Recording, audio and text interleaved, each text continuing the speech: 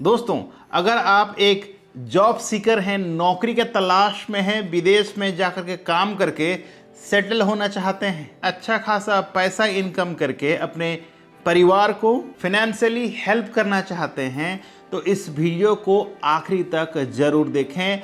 आज मैं आपको बताने वाला हूं कि कौन कौन से बातें आपको अब ध्यान रखना है जिससे आप पहले तो फ्रॉड के शिकार से बच सकते हैं और दूसरा आप खुद अपने गलती से अपना पैसा बर्बाद होने से बच सकते हैं। दोस्तों, ना सिर्फ आपको आपका जो एजेंसीज है वो फ्रॉड करती है, बल्कि कहीं ना कहीं आप भी अनजाने में अपना बहुत कुछ नुकसान कर बैठते हैं। कौन कौन सी बातें आपको विदेश में जॉब अप्लाई करने से पहले करना चाहिए और जब विदेश चले जाते हैं तो कौन कौन सा बातें जो हैं आपको ध्यान रखना है, कौन कौन से काम आपको नहीं करना है, ये ध्यान से समझिएगा और जानिएगा।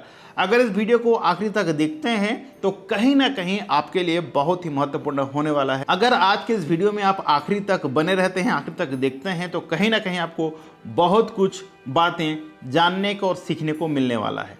तो वीडियो में आखिर तक बने रहें। वीडियो अच्छा लगे तो वीडियो को लाइक, कमेंट, शेयर भी जरूर करें। नमस्कार दोस्तों, मैं हूं अशोक कुमार साहू, करियर कोच, और आप देख रहे हैं अपना पसंदीदा YouTube channel Lavanya global career planner YouTube पर। देखिए दोस्तों, जब भी हम विदेश जाने के लिए सोचते हैं, विदेश में जॉब करने का सोचते हैं, तो उस समय कुछ नहीं सोचता, बस यही सोचता है कि कैसे मैं विदेश चला जाऊं।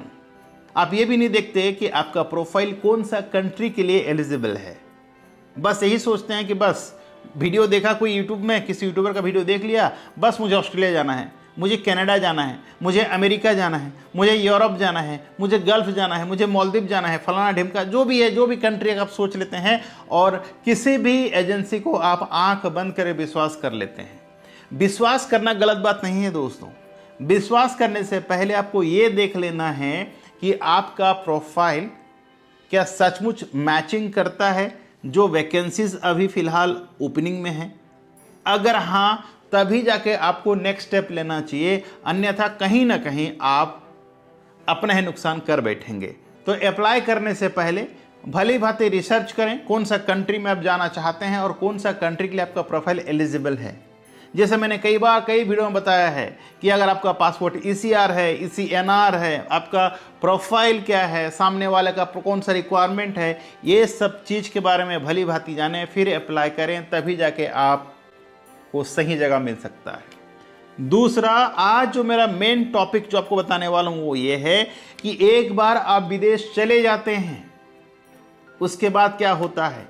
देखिए, कई लोग पहले बार जाते हैं, यूरोपियन कंट्री, US, UK, कोई भी बड़ा कंट्री जाते हैं जहां पर आपको लगभग 7 से 8 लाख, 10 लाख, 15 लाख रुपए खर्च के जाना होता है। और ये पैसा कौन देता है? आपका अपना पेरेंट्स, माता पिता। उनका दोस्तों बहुत ज़्यादा कमाई के बाद इतना पैसा संजोते हैं आपके लिए ताकि मेरा बेटे का ज़िंदगी बन जाए, और आपको समझ में नहीं आता है कि वो पैसा कहाँ से आया।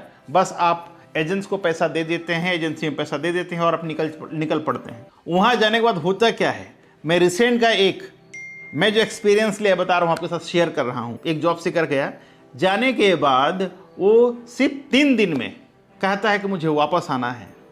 दोस्तों, उनका खर्चा हो चुका है लगभग 5 से 6 लाख रुपया। पहुँचने के बाद कहता है कि मुझे वापस आना है। जब उनसे पूछा जाता है कि क्या प्रॉब्लम है, तो कहता है कि मेरा मम्मी का देहांत हो गया हार्ट अटैक से। ठीक है, अब आनन फानन में पूरा टीम उसे वापस करने के लिए लग जाते हैं। वहाँ पर फंडिंग का प्रयास किया जाता है, क्योंकि यूरोप में क्या होता है, अगर आपको ज़रूरत पड़ता है तो आप एक बैनर बना लीजिए और आपको बहुत लोग हेल्प करने आ जाते हैं। तो इस तरह कुछ करके कुछ हज़ार रुपया कलेक्शंस हो गया एक दिन में, और बंदा फ्लाइट टिकट करके वापस भेज दिया गया बंदे को। ठीक है, जब वापस आया तब पता चलता है कि भैया ना तो उसका मम्मी का देहांत हुआ है, ना तो उसका पापा का देहांत हुआ है, ना घर में किसी बंदे का देहांत हुआ है। कारण जानेंगे तो आप भी चौंक जाएंगे दोस्तों। और मैं भी बताना चाहता हूं, आप ऐसे गलती कभी मत कीजिएगा, क्योंकि जाने के लिए जब जाना चाहते हैं आप तो बहुत उत्साहित रहते हैं, क्योंकि आपको इंस्टाग्राम में फ़ोटो डालना है, फेसबुक में फ़ोटो डालना है, ठीक है, और रील्स बनाना है, कई तरह की चीज़ें होता है। बस एक्साइटमेंट में आप चले जाते हैं। जाने के बाद जो हुआ इसके साथ मैं बता रहा हूँ आपको, आप ऐसे गलती कभी मत करना। जाने के बाद बंदे का गर्लफ्रेंड ने फ़ोन किया, कहता है कि तुम्हारे बिना मैं मर जाऊंगी, अगर तुम नहीं आओगे तो मैं सुसाइड कर लूँगी, तुम नहीं आओगे तुम्हारे बिना मैं नहीं रह पाऊँगी। इस तरह का जब इनमें वार्तालाप होता है तो बंदा कंट्रोल नहीं कर पाता है और कहता ये है कि उसकी मम्मी का देहांत हो गया। और बंदे को वापस लाने के लिए, बंदे को वापस भेजने के लिए वहाँ का टीम जद्दोजहद करते हैं, इधर उधर से फंडिंग करते हैं और बंदे को फ़्लाइट टिकट करके वापस भेज दिया जाता है। जब आता है तब उसके बाद 10 दिन के बाद लड़का को समझ में आता है कि मैंने क्या कर लिया, मैंने बहुत बड़ा गलती कर लिया, क्योंकि दोबारा वो जा नहीं पाएगा। वो इसलिए कि ना तो छुट्टी लेके आया है और ना ही पूरा प्रोसेस में आया है, सिंपली पैसा मिला, टिकट किया, वापस आ गया है दोस्तों। अब प्रॉब्लम ये है कि जो बंदा आया उसके माता पिता को 10 दिन तक पता भी नहीं था कि बंदा इंडिया वापस आ चुका है और वो बंदा सिर्फ अपने गर्लफ्रेंड के लिए वापस आ गया। इनका माता पिता जो पैसा इकट्ठा किए थे, पैसा खर्च के भेजे, उसका क्या? तो मैं आप सभी से कहना चाहूँगा, सभी यंगस्टर से, कि भाई अगर आप भी ऐसा करने वाले हैं तो उससे पहले 10 बार सोच लीजिए खर्चा करने से पहले। जब आप जाते हैं तो जाने से पहले ये तय कर लीजिए कि आप जाने के बाद तुरंत वापस तो नहीं आ जाएंगे। जाने के बाद वहाँ पर आप काम तो करेंगे, आपका करियर के ऊपर ध्यान तो देंगे। क्योंकि दोस्तों एक बार आपने गलत डिसीजन लिया, एक बार आपने गलत फैसला लिया तो आपका ज़िंदगी बर्बाद हो सकता है। ये बंदा अब गिड़ा रहा है, सबसे कह रहा है कि मुझे वापस जाना है, दोबारा कैसे जाऊं मैं? अब जाने के लिए दोबारा पैसा चाहिए। जा तो सकता है लेकिन दोबारा पैसा चाहिए दोस्तों। अब जाने का कब सोचा? 1 से 1.5 महीने के बाद, क्योंकि जिस गर्लफ्रेंड के लिए बंदा वहाँ से नौकरी छोड़ के आया, उस गर्लफ्रेंड का शादी किसी और के साथ फिक्स हो गया। अब बताओ अब क्या करना है? दुख की बात तो ये है कि इसने अपने सारे पैसा भी गंवा दिए, अपने नौकरी भी गंवा दिया, अब समय भी गंवा दिया। वापस जाने के लिए बंदे का पैसा नहीं है। चलिए वहाँ तो कम से कम प्रॉब्लम था करके वहाँ के जो लोग थे फंड्स इकट्ठा करके टिकट करके उसे वापस भेज दिया गया कि बंदे बहुत इमरजेंसी में हैं, जाना चाहिए। और बंदे ने झूठ भी क्या बोला, मम्मी का देहांत हो गया। तो दोस्तों ये बहुत ही दुखद बात है। आप लोग से मेरा विनम्र अनुरोध है, आप लोग ऐसा बिल्कुल मत कीजिएगा।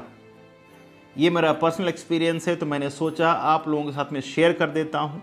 बहुत दुख की बात है, ऐसा बिल्कुल मत कीजिएगा, क्योंकि 5, 6, 7 लाख रुपए आसानी से नहीं आता है दोस्तों।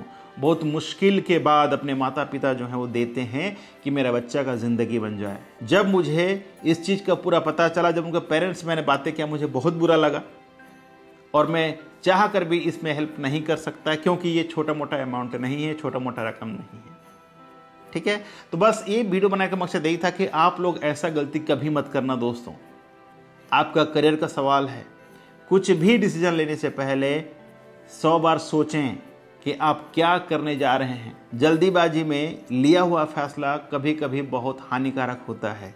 तो इसीलिए जब भी आप कोई फैसला लेते हैं पहले सोच लीजिए, समझ लीजिए, उसके बाद आप अपना डिसीजन लीजिए, अन्यथा नुकसान आपका ही होने वाला है। आशा करता हूँ अगर आप यंगस्टर्स हैं, आपका उम्र 30 से कम है, आप अनमैरिड हैं या मैरिड हैं और इस तरह का डिसीजन लेते हैं, तो डिसीजन लेने से पहले आपको ज़रूर सोचना चाहिए।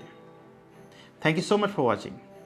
मुझे बहुत दुख हो रहा है, मुझे नहीं पता कि आप क्या सोच रहे हैं, पर अगर आज का हमारा वीडियो अच्छा लगा हो, इन्फॉर्मेटिव लगा हो, तो वीडियो को लाइक ज़रूर करें और अपना विचार कमेंट में ज़रूर रखें। Thank you so much for watching. मिलते हैं एक और नया वीडियो में नया टॉपिक के साथ। तब तक के लिए आप रखें अपना ख्याल और मुझे दी इजाज़त। Thank you so much. जय हिंद, जय भारत।